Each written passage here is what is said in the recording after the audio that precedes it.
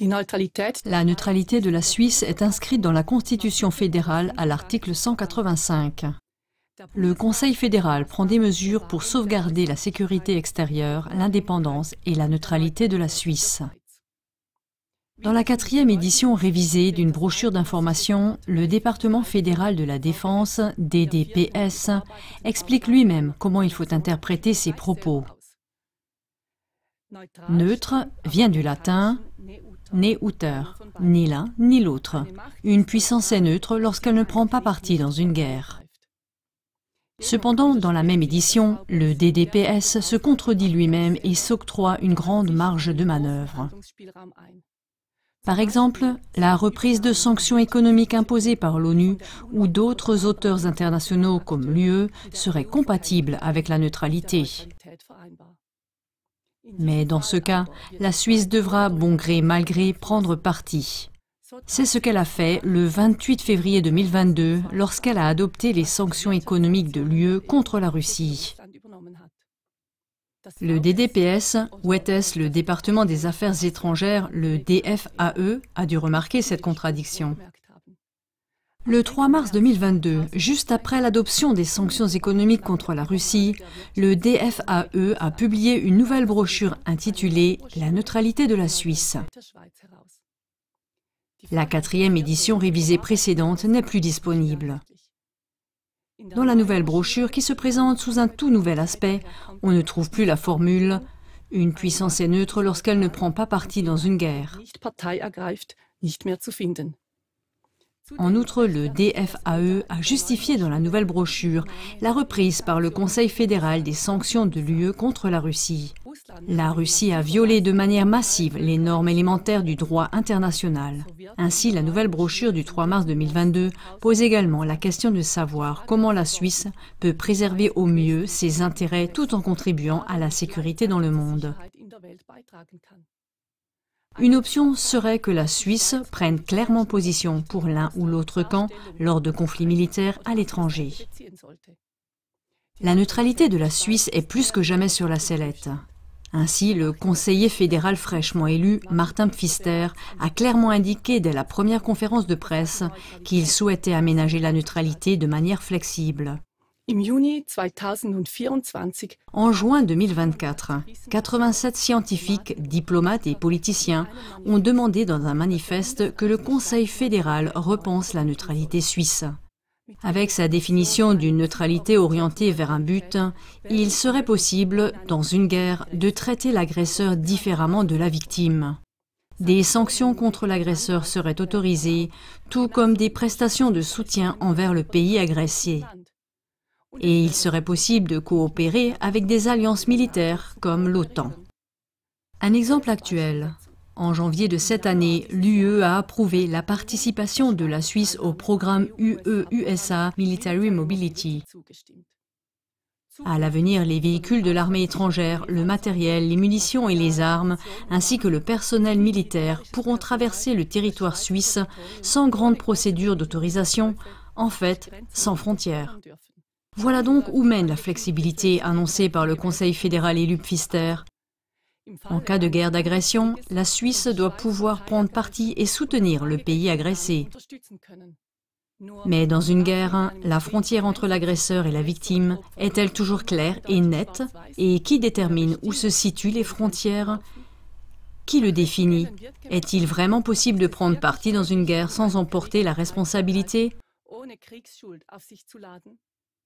Et le soutien à une guerre, quel que soit le parti et quelle que soit la forme qu'elle prend, permet-il vraiment de réduire la souffrance d'une guerre? L'histoire nous enseigne le contraire.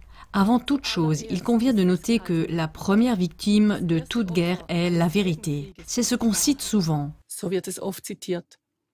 L'historien allemand Christian Hardinghaus le résume ainsi dans son livre en allemand « Propagande de guerre et manipulation des médias ».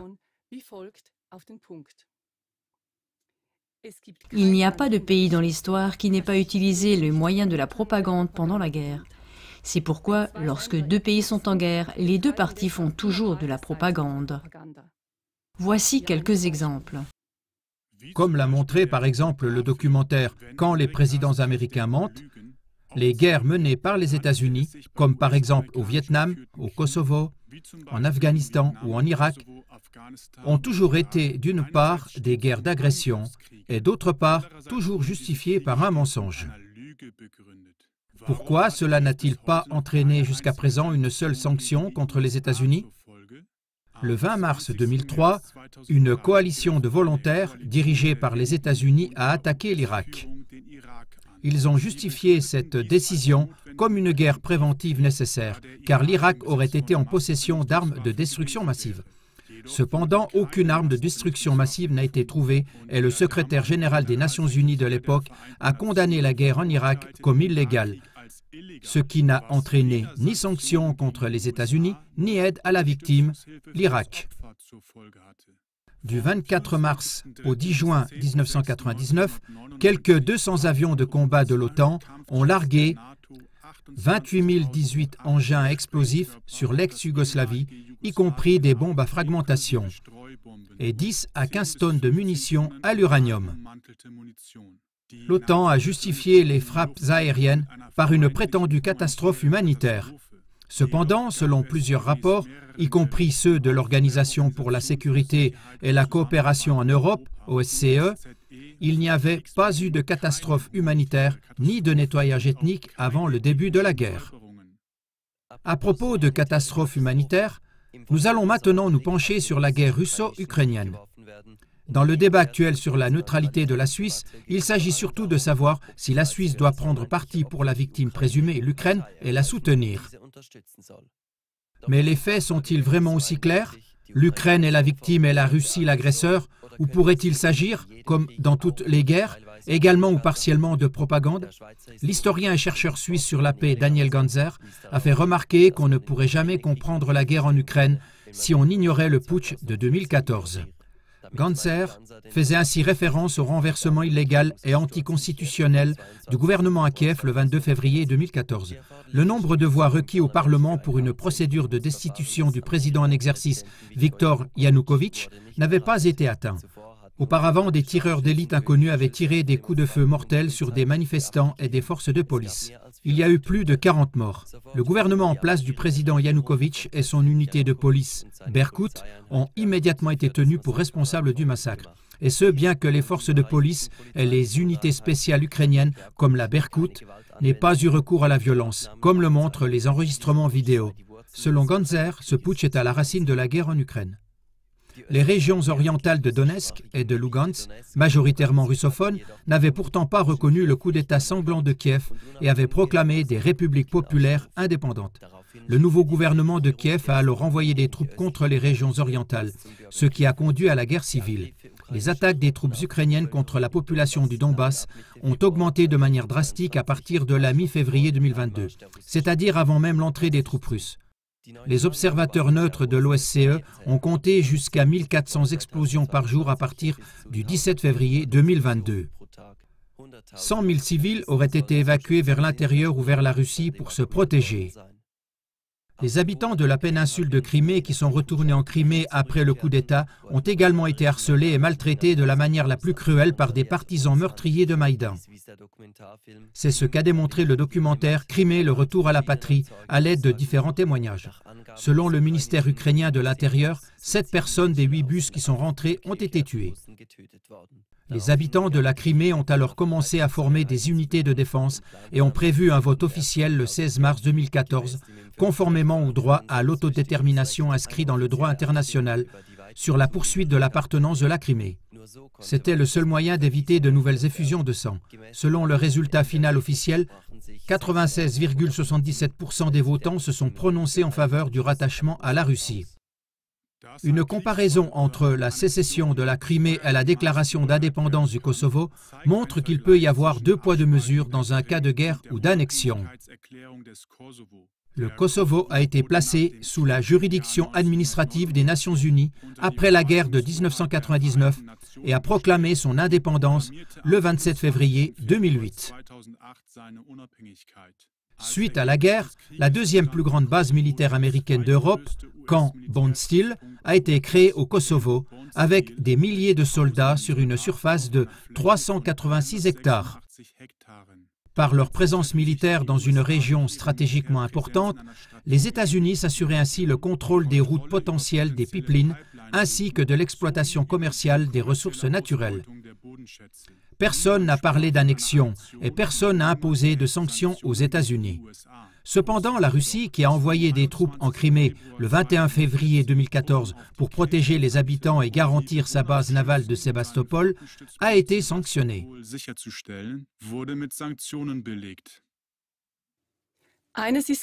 Une chose est sûre, chaque belligérant se sert de moyens de propagande et utilise son récit en sa faveur.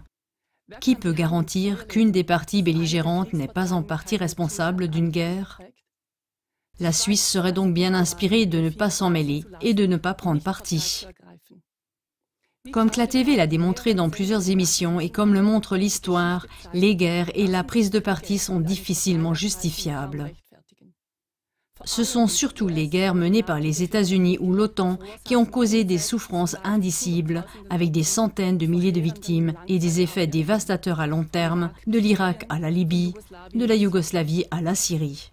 Il convient également de noter que les guerres sont souvent instrumentalisées par une troisième puissance afin de faire avancer ses plans de domination mondiale. Ainsi, la population est constamment maintenue sous tension et insécurité par les guerres et ou la rhétorique guerrière. Cela fait le jeu des gouvernements et de l'industrie de l'armement pour priver les gens de leurs droits civils et de leurs libertés ou pour en tirer profit d'une autre manière. Pour en savoir plus, consultez le documentaire de l'OTAN. Il convient de noter brièvement ceci. Les livraisons d'armes à une partie belligérante, même si elles sont censées être destinées à la partie prétendument victime, comme l'Ukraine, ne font que le jeu des belligérants et des bâtisseurs d'un gouvernement mondial dominant. Ce sont eux qui occupent les hautes sphères des entreprises d'armement. Les livraisons d'armes alimentent l'économie de guerre, prolongent les guerres et empêchent les négociations de paix. C'est toujours le peuple qui en pâtit, car il est contraint d'envoyer au front ses fils et, depuis peu, ses filles. Les livraisons d'armes contribuent à saigner la population jusqu'au dernier homme. Les Suisses s'engagent à sauvegarder la neutralité suisse et à éviter la culpabilité de guerre.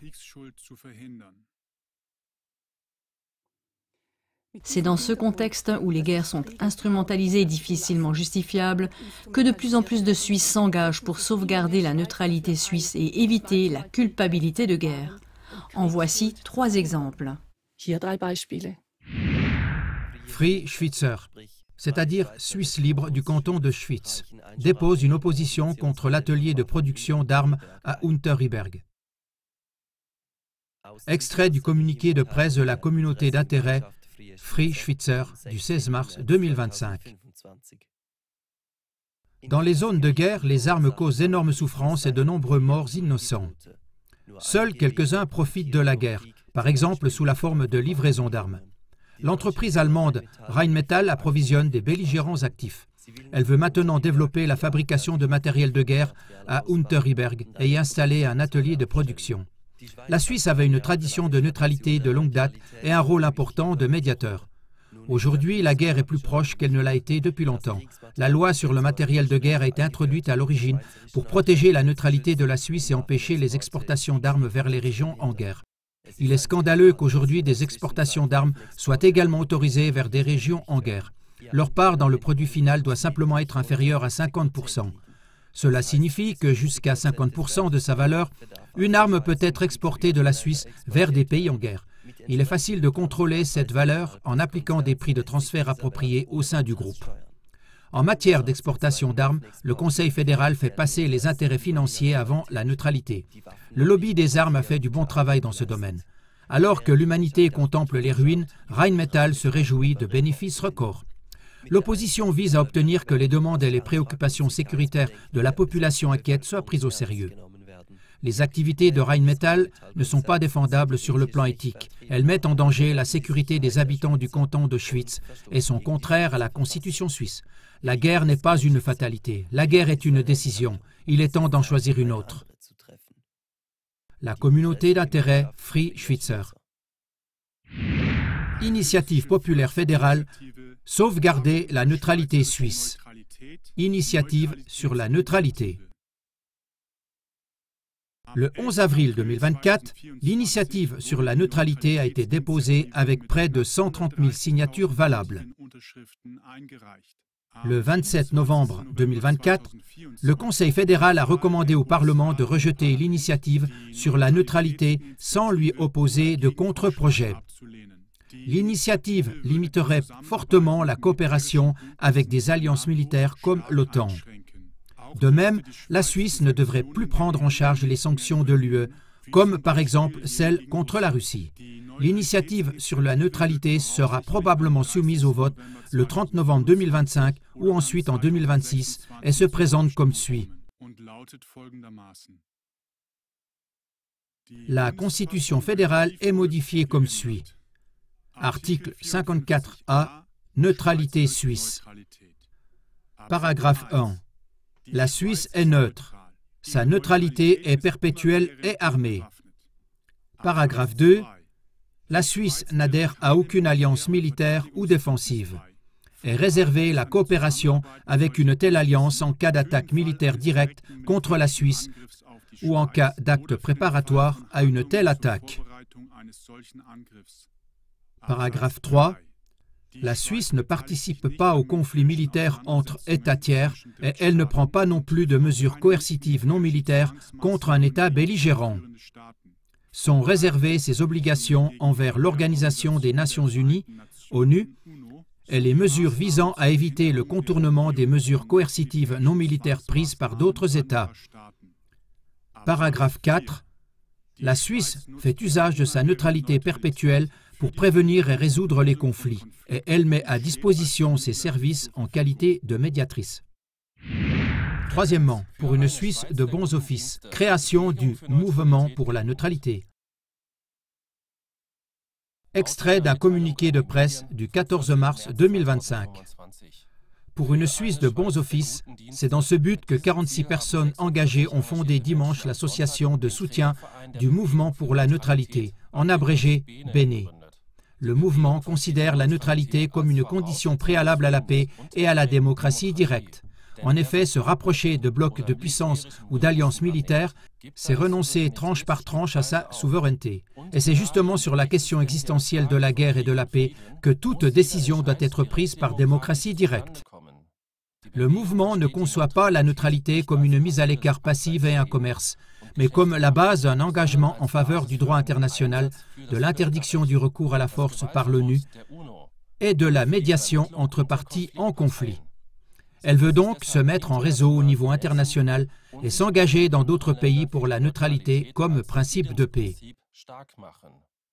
Il est également prévu de créer un Conseil international de la neutralité qui se prononcera sur les conflits et problèmes actuels d'un point de vue indépendant du droit international. L'objectif prioritaire du mouvement est de gagner la votation sur l'initiative sur la neutralité. La neutralité est la protection la plus efficace contre les conflits et les guerres. Elle appartient à tout le peuple et doit donc figurer dans la Constitution. Pour plus d'informations, bene-schweiz.info. Diffusez cette émission et aidez à informer le peuple suisse pour que la votation de l'initiative sur la neutralité soit gagnée. C'est le seul moyen de sauvegarder la neutralité suisse et d'éviter la culpabilité de guerre.